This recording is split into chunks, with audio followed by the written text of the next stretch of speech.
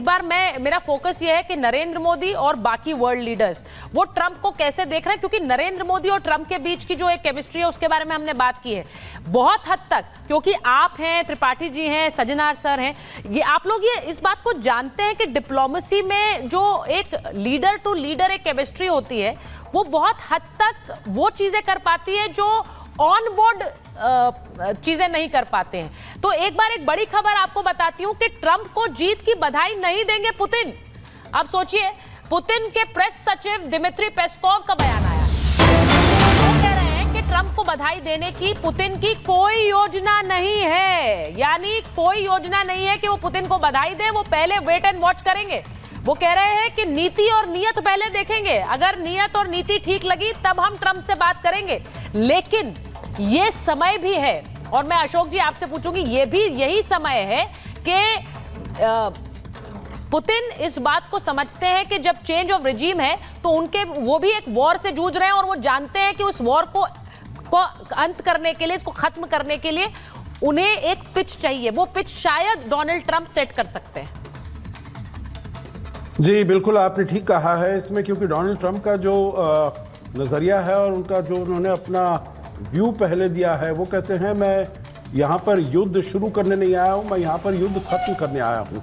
तो उन्होंने अपनी जो रेपुटेशन है, अपनी क्रेडिबिलिटी है, वो भी उन्होंने ताक पर लगा दी है, जो इसको युद्ध को खत्म होना चाहिए। पर अब किस टर्म्स पर खत्म होगा, क्योंकि वहाँ पर इतना तो 20% तो यूक्रेन की जो टेरिटरी है वो रूस ने ले ली है, तो इसीलिए रूस भी ये wait and watch policy follow कर रहा है। हालांकि एक चीज़ ये भी है, जो जब चुनाव से पहले ये भी आई थी, खबरें आई थी, जो इन्होंने राष्ट्रपति पुतिन ने अपनी जो प्रेफरेंस दी है वो उन्होंने कमला हैरिस के लिए दी है। हाँ। तो ये बहुत ही अनएक्सपेक्टेड ही लगता है, क्योंकि जो फ्रेंडशिप और जो बॉन्डहॉमी है दोनों का, राष्ट्रपति पुतिन का और डोनाल्ड ट्रंप का, ये कहा जाता है जो उनमें दोनों में बड़ी अच्छी समझ है एक दूसरे में, तो एक दूसरे के साथ काम कर सकते हैं। हालांकि पहला जो उनका वो हुआ था, कार्यकाल हुआ था, उसमें इसको ज्यादा देखने का हमें मौका नहीं मिला था।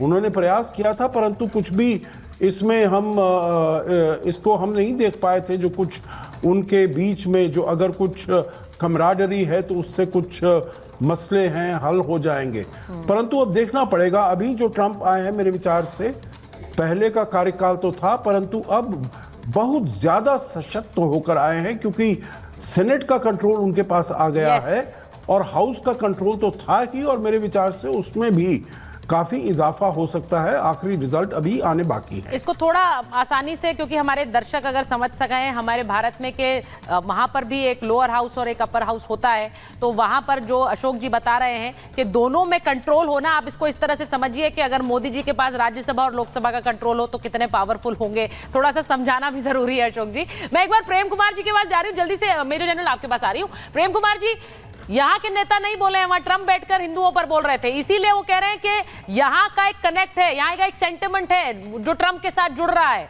और इसीलिए अब ट्रंप जब आए हैं तो शायद भारत के साथ एक और गर्मजोशी के साथ रिश्ता जोड़ कर आ रहे हैं। प्रेम कुमार जी, देखिए, अमेरिका में जो भी बदलाव आते हैं उसको हम अपने हाल में जयशंकर जी, एस जयशंकर जी का मैं सुबह ट्वीट पढ़ रहा था। उन्होंने कहा कि पिछले कुछ सालों से जो भी अमेरिका में राष्ट्रपति आए हैं उन सबके साथ भारत के संबंध जो हैं बहुत अच्छे रहे और क्रमशः अच्छे होते गए।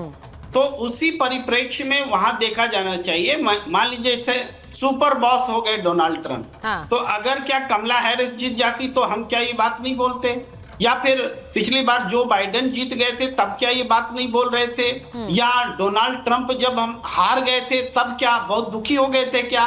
नहीं, डोनाल्ड ट्रंप तो बाइडेन या कमला हैरिस हारे, इन सब का जो हमारी प्रतिक्रिया एक भारतीय के रूप में, भारत के रूप में ये होती है कि इंटरनेशनल सिचुएशन में ये हमारे संबंध कैसे हैं, क्योंकि हमारे संबंध हर रिजीम में अच्छे हैं अमेरिका के साथ में, इसलिए हम ये उम्मीद कर सकते हैं कि डोनाल्ड ट्रंप के साथ भी अच्छे होंगे।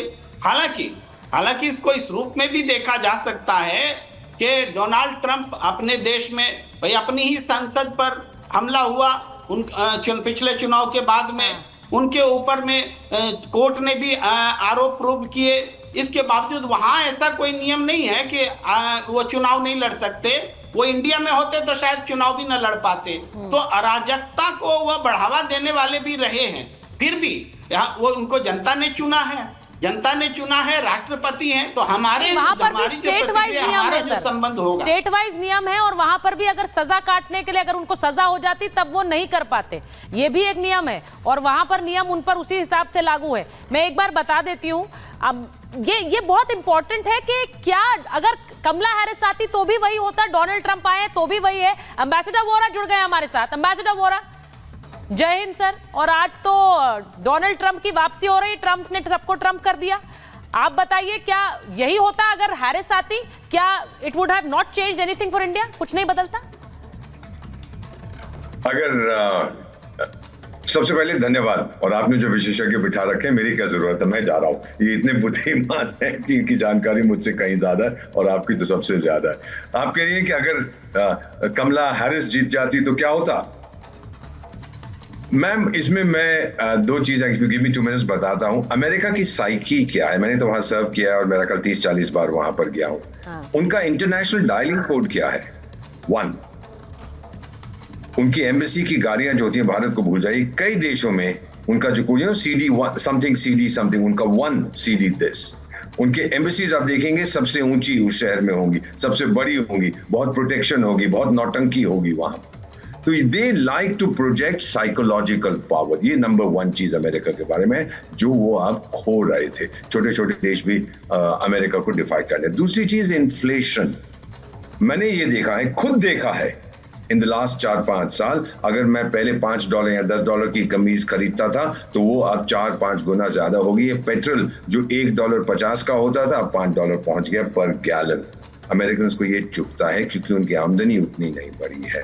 और तीसरी चीज थी ये जो इलीगल इमिग्रेंट्स आए। ये बहुत अच्छी बात है, इलीगल इमिग्रेंट्स आएंगे। मेरा ख्याल किसी बड़ी यूजलेस इकोनॉमिस्ट ने ये क्या नाम है, जो बाइडेन साहब को बता दिया था कि ये लोग आएंगे जी। न्यूयॉर्क फॉर एग्जांपल $16 प्रति घंटा मिनिमम वेज है, तो इतना हाई वेज कॉस्ट है तो आप कंपेटिटिव कैसे होंगे? इन इलीगल वालों को आने दो, वो $1-2 में काम करेंगे। चीन में तो वो 5 सेंट में काम करते हैं, तभी तो सारी अमेरिकन फैक्ट्रीज वहां चली गई।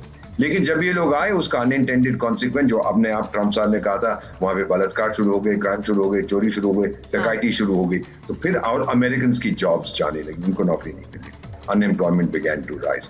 तो ये 3 जो मेन चीजें थी मैम, जो अंडरलाइन करती है कॉन्सेप्ट ऑफ अमेरिकन एक्सेप्शनलिज्म। उन्होंने कहा हम तो देख रहे हैं कि हमारी लीडरशिप खत्म हो गई है, और फिर उन्होंने वोट किया इस आदमी को जिसका नारा था मेक अमेरिका ग्रेट अगेन। और फाइनली जो वहां की डीप स्टेट है, आप तो जानते हैं कि हम बात करते हैं कि ये बहुत ही गहरा स्टेट है। उसके अंदर उनकी FBI है, CIA है, मिलिट्री है, स्टेट डिपार्टमेंट है। डोनाल्ड ट्रंप ने क्या कहा है? I want to give America back to the people of America. ये बहुत महत्वपूर्ण है।